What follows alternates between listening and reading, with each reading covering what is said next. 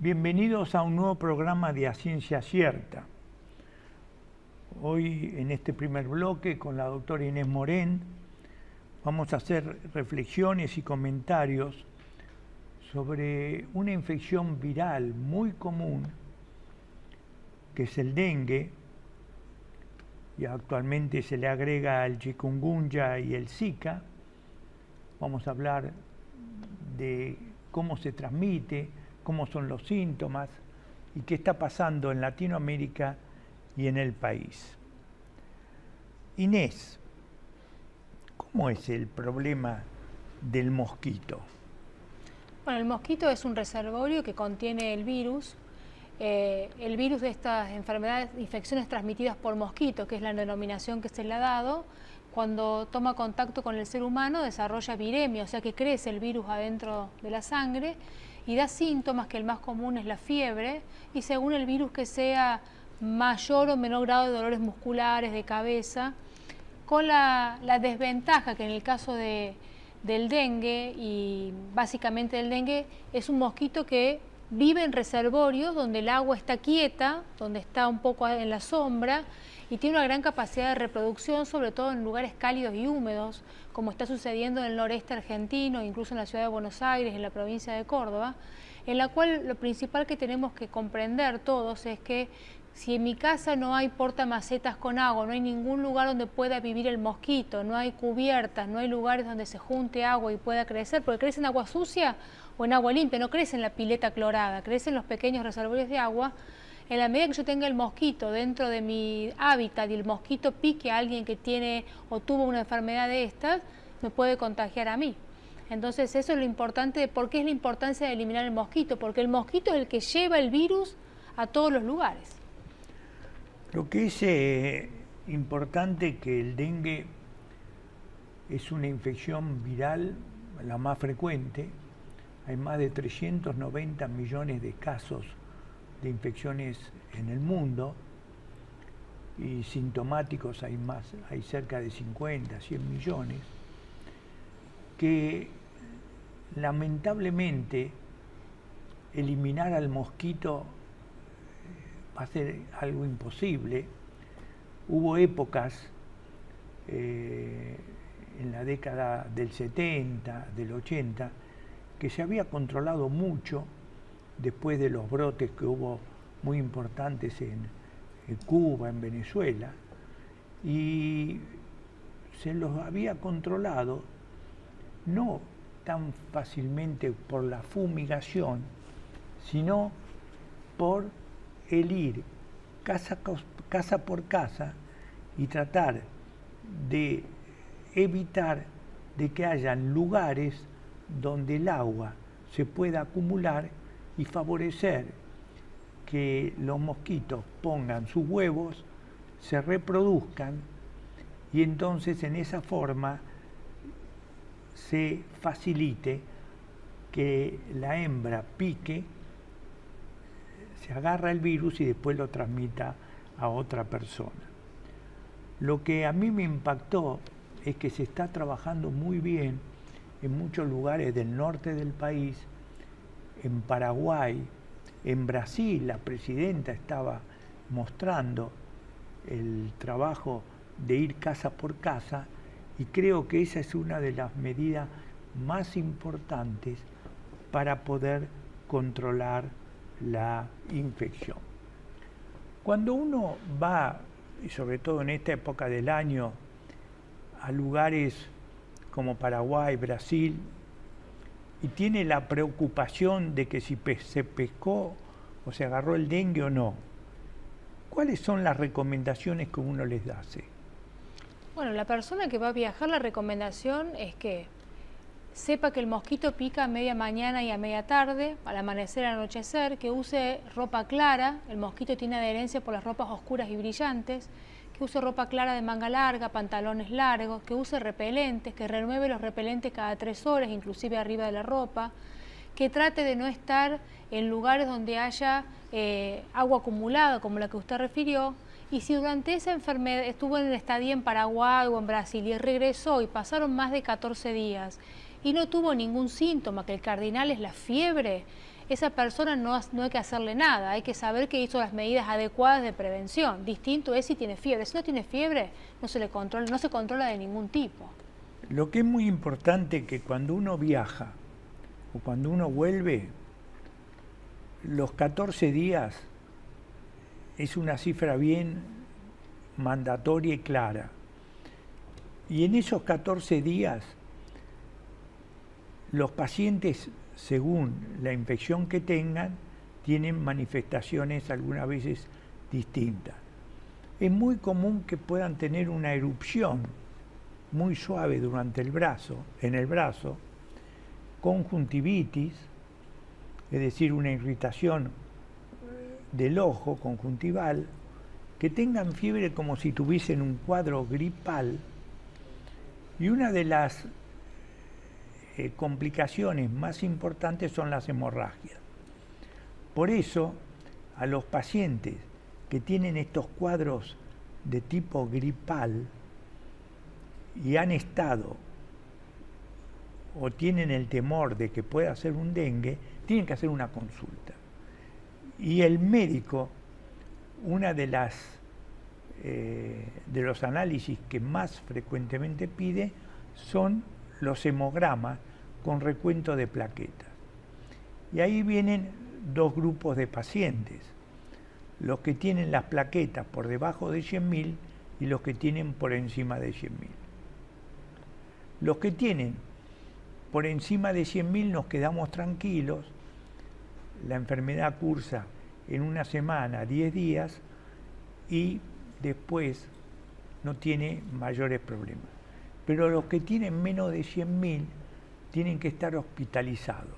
¿Y cada cuántos días se le hace los controles? Bueno, el paciente que hospitalizamos es el paciente que sospechamos algún dengue hemorrágico. Cada 24 horas se mide hemograma, se le mide función renal, se lo hidrata, porque esta enfermedad no tiene un tratamiento específico, no hay un medicamento. Básicamente es el sostén del paciente con líquidos, hay que bajar la temperatura. Si sospechamos que tenemos una infección por mosquitos, tratar de no tomar ni ibuprofeno, no tomar más que paracetamol o dipirona, tratar de no usar los antitérmicos habituales para no hacer interferencia, pero en la internación habitualmente se controla día por día con laboratorio, salvo que el paciente esté muy complicado, que los controles son cada 12 horas. Sí. Dos palabras para terminar en relación al trabajo domiciliario con los mosquitos. Hay algo que es muy importante y que nos ha dado mucho resultado. En los recipientes y en los lugares donde muchas veces se acumula agua, es muy bueno en los bordes, sobre todo, limpiarlos con una solución que es una cucharada de postre de lavandina en 4 litros de agua. Y esa mezcla de lavandina con agua limpiando los bordes ayuda mucho a que podamos evitar que el mosquito pueda poner sus larvas y reproducirse. Dos palabras sobre el chikungunya. Bueno, es una enfermedad que da fiebre y un intensísimo dolor muscular, digamos, es de las tres la más categórica respecto al dolor articular y muscular. Es realmente, la gente piensa que se le están quebrando los huesos, es muy, muy intenso, es menos frecuente, pero hay que sospecharlo cuando el paciente cursa con fiebre y estos síntomas. Yo tuve una médica que vive en la República Dominicana, uno va muchas veces a Punta Cana, a algunos lugares de ellos, y ella lo tuvo. Y siempre me destacaba el dolor articular. Es lo mismo que un dengue, pero con mucho más dolores articulares. Por suerte, en República Dominicana hubo tanto que en este momento están casi todos vacunados, es decir, protegidos, y se ve menos. Así que si usted tiene que viajar a alguno de esos lugares, hágalos sin mayores inconvenientes o problemas. Pero sepa que si tiene alguna infección con dolor articular, tome paracetamol, no aspirina ni ibuprofeno. El Zika. Bueno, el Zika es una enfermedad viral por mosquitos, bastante más leve en los síntomas que la anterior. La fiebre no suele ser muy alta, suele haber como un sarpullido, un rash en el cuerpo. Pero, ¿qué problema tiene el Zika? Que si lo afecta a una mujer embarazada, la posibilidad de que no está claramente asociado cómo es el motivo, pero se sabe que la embarazada que cursó un virus Zika durante el embarazo, la posibilidad de que el chiquito tenga microcefalia, o sea que su cerebro no se desarrolle y su cráneo, es muy alta. Brasil pasó de tener una estadística anual de 120 casos a 1.300 casos en un semestre asociado a infección por virus Zika de la mujer embarazada. Por eso la recomendación de la mujer embarazada es no viajar a áreas endémicas y si vive en ellas, extremar las medidas del uso de ropa de manga larga, clara y pantalones y repelente cada 3 horas. Sí, es muy interesante lo que tú dices y la Organización Mundial de la Salud hace muy pocas semanas declaró la emergencia internacional en relación a este problema y se están haciendo un montón de evaluaciones y estudios y el Centro de Control de Enfermedades de Estados Unidos recomienda lo que tú dices. Por favor, tratemos, si uno está en cualquier momento del embarazo, no ir a zonas donde pueda estar circulando el virus del Zika. Por suerte, en la Argentina los 5, 6, 7 casos que hubo fueron todos importados. No es un problema aquí, pero sí en Colombia, sí en Brasil, sí en Panamá, sí en muchos países de Latinoamérica, y tengámoslo presente, porque realmente si uno está cursando un embarazo, puede elegir alternativas de lugares para no tener estos problemas. ¿Cuál es la solución definitiva del dengue? La vacuna. Y realmente estamos muy entusiasmados. Brasil, México, Filipinas ya la han autorizado, se van a empezar a aplicar. Todavía nuestro país no es un lugar que tengamos una necesidad imperiosa, pero también se está evaluando. En julio va a haber un congreso de la OPS en Cuba para discutir, pero la herramienta fundamental de la prevención del dengue va a ser la vacuna. Y la vacuna da una protección del 60% en chicos y en personas entre 9 y 45 años. Se dan 3 dosis de vacunas. Es una vacuna buena, segura, efectiva, y realmente estamos muy entusiasmados porque en el 80% de las formas severas la previene, y creo que después de más de 10 años de trabajar sobre el tema, tenemos finalmente la vacuna en nuestro mundo y la vamos a poder aplicar. Vamos a analizar algunos escenarios que realmente, como infectólogos, muchas veces nos preocupan.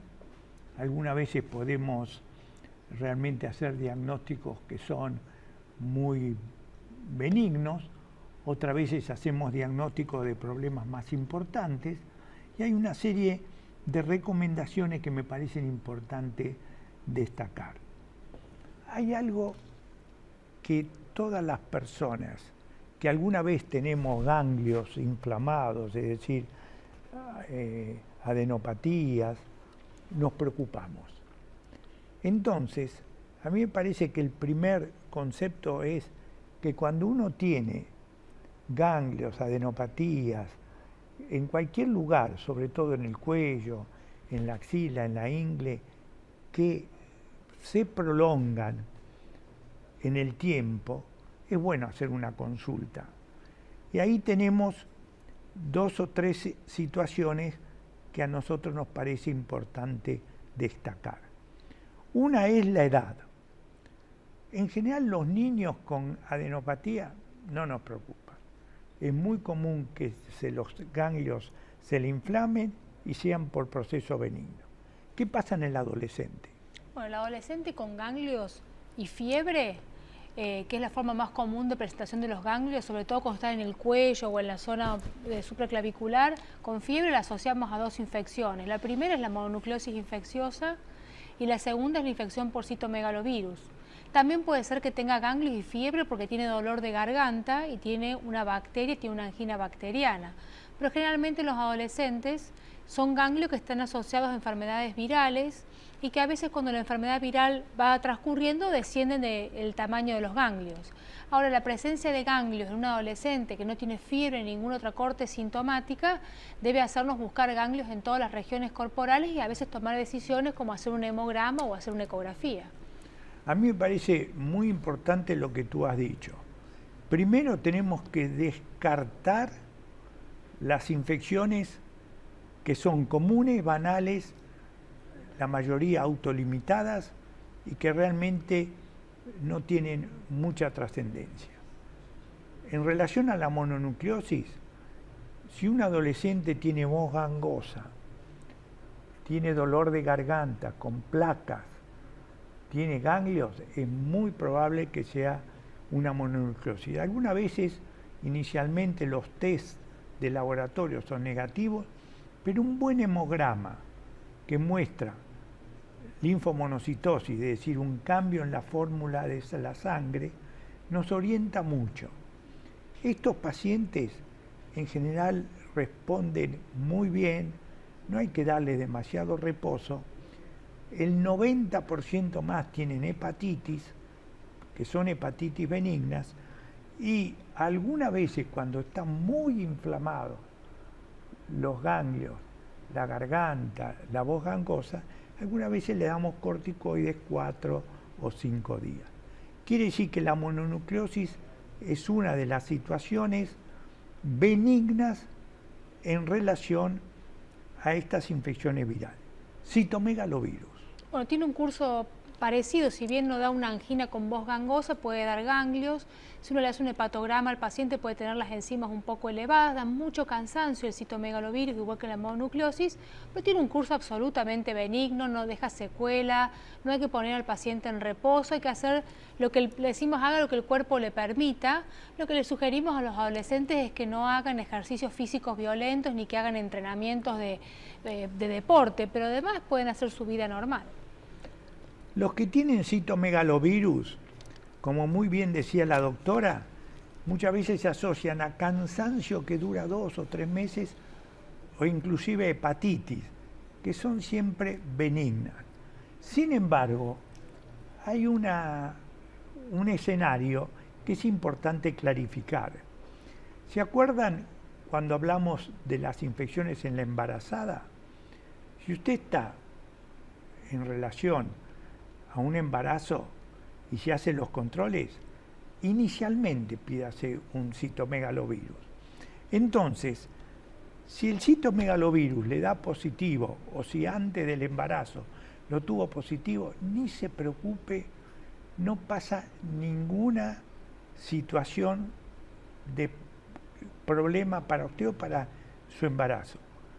Si es negativo, trate de no estar en contacto con elementos que contagian o transmiten el citomegalovirus, y uno de ellos es muchas veces los pañales de los chicos.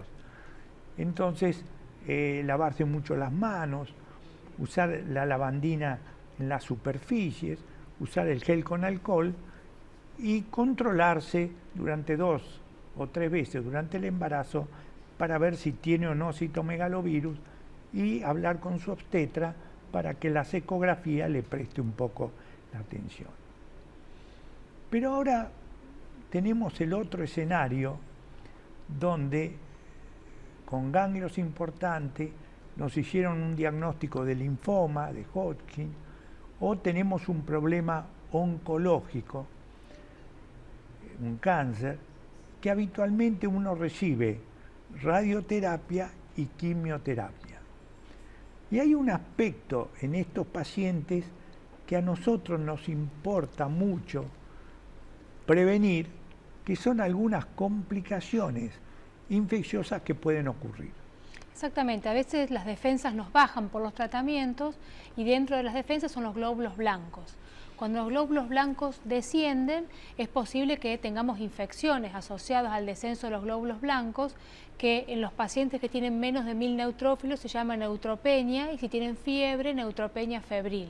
Lo más importante que tiene que saber un paciente oncológico que recibió un tratamiento es que si hace fiebre después de un tratamiento de quimioterapia o radioterapia, tiene que acudir al médico de inmediato. El médico hace un hemograma, confirma si es eso y le da absolutamente de inmediato antibióticos.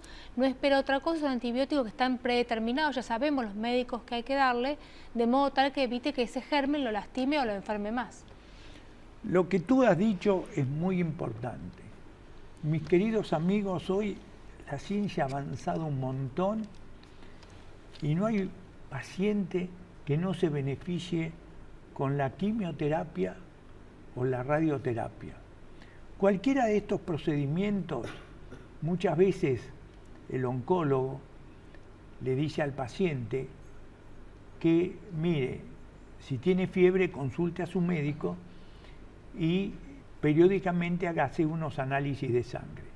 Y lo que decía la doctora es fundamental, mis queridos amigos, fijarse en el análisis de sangre cuántos glóbulos blancos uno tiene.